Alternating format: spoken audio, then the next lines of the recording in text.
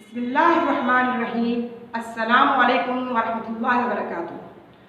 Welcome to the 5th class of physics.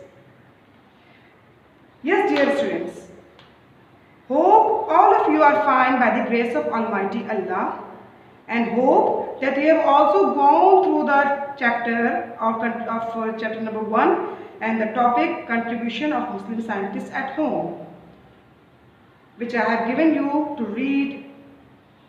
I think you have done it. Today I will tell and show you how to write the answer to this question. That is, what are the contributions of Muslim scientists? I think now you are also grown up to give the answer to this question. If you have read the chapter thoroughly and if you have read these contributions thoroughly at home, so you can answer. Yes, girls, are you ready to give me the answer to that question? Yes. Open your book, textbook of physics, and here you will get the answer of each and every scientist one by one. First of all, you will put the heading of contribution of Muslim scientists, and then you will start listing the names of these scientists. These names of five scientists: Abu Ali Hassan ibn Haytham, Yaqub al-Ishaq Kindi, and then Abu Rihan Muhammad al-Bairuni, and then Dr. Abdul Salam, and definitely then Dr. Abdul Qadir Khan. And then what you have to do? Just look at the practical work. You have to put the heading of field of work. And what you will write down the field of work? You will write down the field like this, that he was a great scholar of physics, mathematics, engineering, astronomy and medicine. All this you have to write down. Okay, girls, in the field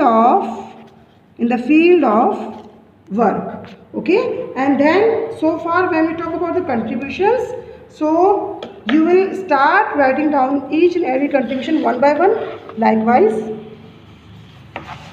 see, you can see here, that is Abu Ali Hassan ibn Haytham has what he has done. He has invented the pinhole camera, and with this he obtained an image of sun eclipse.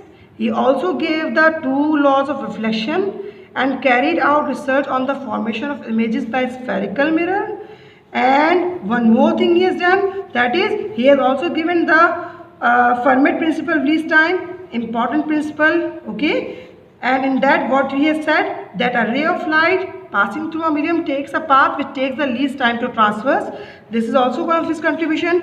And he has also written so many books, and his book, one of the book, that is Kitabul Manazir, is the famous one. You can write down this point as well.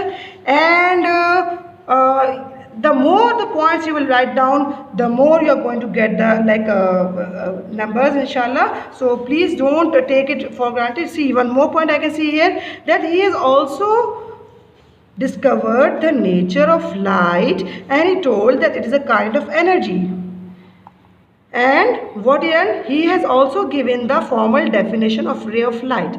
I hope all of you are getting my points. So you can, if you have read it thoroughly, so you will get the contributions as well. Okay, you can write down 4 points at least. You must write down 4 points, and if you are writing more than that, it's good, because it's the part of knowledge. Then second is Yaqub ibn Ishaq al-Kindi. Here you can see the field of work. That is, he did extensive work in the field of science, and you can also get the points from the book as well. See, he has, his important work is in the field of meteorology, specific gravity and tides.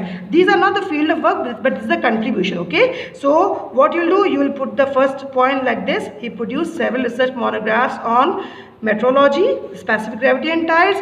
Then the second point is, his most important work was in sound and optics. And the third point is, he explained musical notes on scientific ground and discovered a nature to express the notes in terms of frequencies and use it to fix the You can write down up to this point as well. Okay, don't elongate the points. And then he worked in geometrical optics, which was later on translated in Latin language as well. Okay, and one more thing, he was a man of diverse nature, and he did extensive work on different fields of science and promoted new thoughts in many disciplines of learning. This is again the optional point. I think it is enough up to that point. But now again it depends upon the capacity of learning. Okay. Now, the third scientist, Abu Rihan Muhammad bin al-Biruni.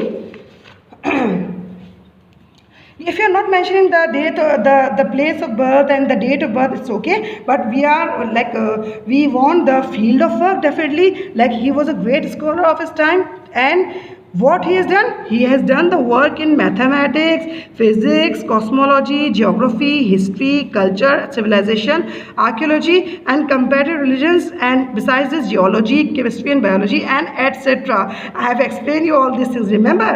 And then the contributions, definitely there are so many. He refuted the wrong concepts of the past scholars. Besides this, he has measured the circumference of Earth. He discussed the movement of the sun and the moon, the phases of the moon, and also the movement of the planets. Okay, and then he gave the method of determining the longitude and latitude of the place. He also found the densities of various metals. Okay, and one more thing, he told that the earth is floating in space just like the grapes floats in water. Okay, and similarly he also rejected the notion that earth was a stationary body in the universe. Did I tell you all these things or not? Yes, you can add one more point. He also disclosed that Indus Valley was once the basin of ocean, but I think it becomes too long, so it's enough up till this point. Okay girls, now then come to Dr. Abdul Salam. Okay, he was intelligent since his childhood. Okay, he passed his examination with distinction, and for that he also got the scholarship in UK for the higher studies. That's the positive point. Okay, but this is not the contribution, it's the positive point of that person. So these are not the contributions. From where we have to start the contributions? We have to start the contribution like he worked on GUT, and for that he got the Nobel Prize, okay, in 1979. And then he established International Center for Theoretical Physics at Trieste, Italy, where scientists from the developing countries are provided opportunities to augment their research work, okay, and in which they are engaged in their own home countries by joining the, बस यहाँ तक काफ़ी, I think so, ठीक है ना, बहुत बड़ा हो जाएगा वरना। और इस तरह से आप बता सकते हैं कि ये हमारे जो है बहुत ही अहम सरमाया है हमारे मुल्क का।